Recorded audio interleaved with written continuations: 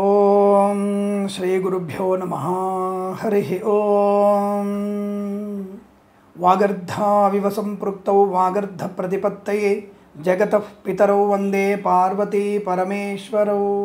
అందరికీ నమస్కారం. స్త్రీమూర్తి అడిగినటువంటి ప్రశ్నకి సమాధానం. దాదాపుగా అమ్మాయికి గత 4-5 రోజులుగా తనకి భర్త జీవించే ఉన్నాడు. అది మంచి సుమంగళిగా ఉంది అమ్మాయి. అయితే ఆవిడకి 4-5 రోజులుగా ఒక కళ వస్తుందట. ఏమిటది? భర్త గారు కాలం చేసి చనిపోయిన తర్వాత ఆ వ్యక్తి మళ్ళీ బ్రతికి ఉన్నట్టుగా కళ వస్తుందట. స్వామి, ఇదేమైనా దోషమా? దీనివల్ల ప్రతిఫలం అంటే దీనివల్ల ఫలితం ఎలా ఉంటుంది అని అడిగితే, ఒకటి గుర్తుపెట్టుకోండి, జీవించిన భర్త చనిపోయినట్టు కళ రావడం అనేది కొంత అపశకునం. కానీ అదే కళలో భర్త చనిపోయి మళ్ళీ జీవించి రావడం అనేది శుభ సూచకం. అంటే మనకి లాభమే కలుగుతుందిగా, మైనస్ ప్లస్ అవుతుంది కాబట్టి ప్లస్గానే తీసుకుందాం, ఎందుకంటే ఆల్రెడీ తను జీవించే ఉన్నాడు. అయితే ఇటువంటి కొన్ని కళలు అంటే చనిపోయినట్టు కళ వస్తే, కొద్దిగా భర్త చనిపోయినట్టు కళ వస్తే మాత్రం అమ్మాయి కొద్దిగా దోషం ఏర్పడేటువంటి అవకాశం ఖచ్చితంగా ఉంటుంది. మాంగళ్య బలం తగ్గుతుందని అర్థం. అంటే భర్తకేదో మరణమే సంభవిస్తుందని కాదు, అతనికి ఏదైనా అపవాదు కానీ ప్రమాదం కానీ జరిగే అవకాశం, ఉద్యోగంలో ఆటంకాలు కానీ, లేదా లేనిపోని వైవాహిక జీవితంలో ఇబ్బందులు కలిగేటువంటి అవకాశాలు కూడా ఉండే అవకాశం ఉంటుంది. కనుక మరి ఇటువంటి కళలు మనకి నష్టాన్ని కలిగిస్తాయంటే తప్పకుండా నష్టాన్ని కలిగిస్తాయి, అందులో సందేహం లేదు. కాకపోతే మరి ఇటువంటి కళ వచ్చినప్పుడు దానికి పరిహారం ఏంటి, దాన్ని మనం ఎలా మరి దాన్ని దూరం చేసుకోవాలి, శుభం కలగాలంటే ఏం చెయ్యాలి అని అడిగితే, తప్ప మనలో చాలామంది తెలిసే విషయం. అంటే దాదాపుగా ఆడపిల్లలందరికీ కూడా, స్త్రీమూర్తులందరికీ కూడా ఈ విషయం తెలిసే ఉంటుంది. దాదాపుగా ఇంట్లో పెద్దవాళ్ళు చెప్తుంటారు. అంటే పెద్ద ముత్తైదువలు, అంటే 70-80 ఏళ్ళు ఉన్నటువంటి పెద్దవాళ్ళు, ముత్తైదువలు తప్పకుండా ఈ విషయం చెప్తూనే ఉంటారు.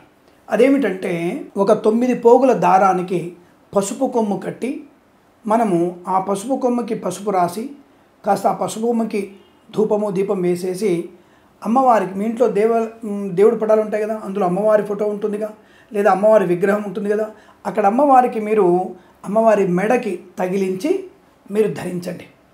మీ మంగళసూత్రాన్ని తీయాల్సిన అవసరం లేదు. మంగళసూత్రం అలాగే ఉంచుకోండి, అలాగే నల్లపూసలు అలాగే ఉంచుకోండి.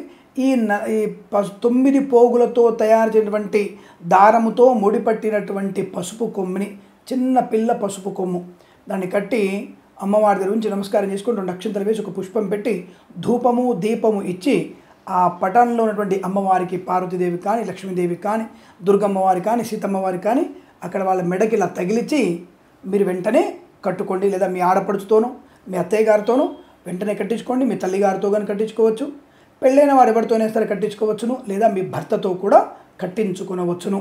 దానివల్ల ఈ మాంగళ్య సంబంధమైనటువంటి పీడకలల యొక్క దోషం తొలగిపోతుంది. మీ వారికి సంపూర్ణమైనటువంటి ఆరోగ్యము, ఆయుష్మంతులయ్యేటువంటి అవకాశం ఉంటుంది. ఇది అత్యంత శుభకరం. అలాగే ఈ యొక్క పూజానంతరం ఇది అయిపోయిన తర్వాత మీరు మరి ఈ యొక్క సూత్రాన్ని 9 పోగులతో సూత్రాన్ని కట్టేటప్పుడు మీరు ఖచ్చితంగా మౌనంగా ఉండాలి. భోజనం కానీ అల్పాహారం కానీ చేయకుండా ఉండాలి. ఇది కట్టుకున్న తర్వాత మెడలో మీరు ధరించిన తర్వాత మీరు, అంటే మీకై మీరు కట్టుకోకండి, నేను చెప్పిన వాళ్ళతో కట్టించుకోండి. అది ధరించిన తర్వాత మీరు దగ్గరగా ఉన్నటువంటి 5 మంది ముత్తైదువులకి మీరే ఇంటికి వెళ్ళి వారికి సరిపోయినటువంటి గాజులు, అంటే ఈ గాజులు ఉంటాయి కదా, అంటే మట్టి గాజులు అంటారు. ఈ మట్టి గాజులని 5 మంది ముత్తైదువులకి 1 డజను 2 డజన్లో ఇవ్వగలిగితే సంపూర్ణంగా ఇవ్వాలి. అంటే అలా అని చెప్పేసి 10 డజన్లు ఇమ్మని చెప్పట్లే. ఒక చేతికి 1 డజను, ఒక చేతికి 1 డజన్, అట్లా 5 ముత్తైదువులకు కనుక మీరు ఇచ్చినట్టయితే ఈ పీడకలను, మాంగళ్య దోష సంబంధమైన పీడకలన్నీ కూడా తొలగిపోయి మీకు దీర్ఘ సుమంగళ యోగం పొందుకునేటువంటి అవకాశాలు పుష్కలంగా ఉంటాయి. వచ్చిన కళ యొక్క దోషం కూడా నివృత్తి అవుతుంది. మానసిక ప్రశాంతత ఉంటుంది, మనోధైర్యం ఉంటుంది. మీ భర్త గారు నిండు 100 ఏళ్ళు సుఖంగా జీవించగలిగే అవకాశం ఉంటుంది. ఇందులో ఎటువంటి సందేహం లేదు. ఇది మనకి ధర్మశాస్త్రం చెప్పకుండా చెప్పబడింది కాబట్టి ఇది మనం తప్పకుండా ఆచరించవచ్చును, అనుకూలంగా ఉంటుంది. అలాగే ఈ ధన సంబంధ విషయాల్లో కూడా ఉన్నటువంటి ఆటంకాలను తొలగిపోయి అనుకూలవంతమైన ధనప్రాప్తి కూడా కలగడానికి అవకాశం ఖచ్చితంగా ఉంటుంది. ఎందుకు? మాంగళ్యానికి లక్ష్మీప్రదమైనటువంటి బలము కూడా, కుబేరప్రదమైనటువంటి బలము కూడా ఉంటుంది కనుక భర్తతో సహా అనుకూలవంతమైన ధనధాన్య వృద్ధి, సంతాన వృద్ధి పొందుకునే అవకాశం ఖచ్చితంగా ఉంటుంది. మరి తాడు కట్టుకున్న తర్వాత ఈ పసుపు కట్టుకున్నాం కదండి, ఎన్ని రోజులు తీసేయాలి దాన్ని అంటే ఒక 9 రోజులు ఉంచుకోండి. 9 రోజుల తర్వాత మళ్ళీ మీరు తీసి మీరు మాత్రమే తీసేసుకొని అమ్మవారి దగ్గర పెట్టండి కొన్ని రోజులు. తదుపరి మనం ఆ పసుపుని తీసుకొని ముఖాన్ని పెట్టుకోవచ్చును, దానికి ఎటువంటి దోషం లేదు. ఆ దారాన్ని మాత్రం ఒక చెట్టు మీద వేసే ప్రయత్నం చేయండి, అనుకూలంగా ఉంటుంది. ఇంతే తప్ప దానికి పెద్దగా మీరు కంగారు పడి అనవసరంగా ఆందోళన పడి భర్త గారికి ఏమో అవుతుందని చెప్పేసి కంగారు పడుతూ ఆందోళన పడేటువంటి ప్రయత్నాన్ని చేయకండి. అందరూ కూడా దీర్ఘ సుమంగళ యోగంతో ధనధాన్య వృద్ధి పొందాలని కోరుకుంటూ సర్వేజన సుఖినో భవంతు. ప్రేమతో మీ కిరణ్ శర్మ.